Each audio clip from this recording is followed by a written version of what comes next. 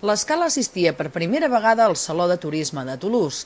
Ho feia dins l'estand de l'associació Alt Empordà Turisme, conjuntament amb Figueres, Llançà, Castelló d'Empúries, Portbou i Cadaqués.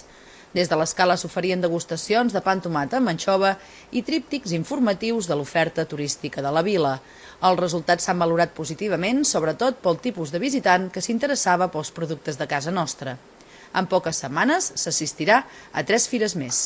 Hem vist que el turisme realment que nosaltres busquem és el que hi havia a Toulouse, que era turisme familiar i turisme de gent gran, que són els que poden venir fora de temporada.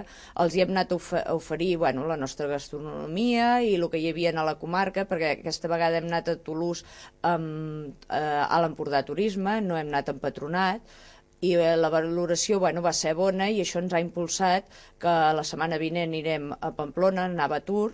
Després irem a Vic el mes de març, que era una fira que ja s'hi havia anat antigament i l'any passat no hi vam anar-hi, però aquest any la volem tornar a provar per proximitat, com que sempre estem defensant de buscar el turisme de proximitat. Després irem al mes d'abril al CIT a Barcelona i per última segurament irem a un Girona Viva a Madrid.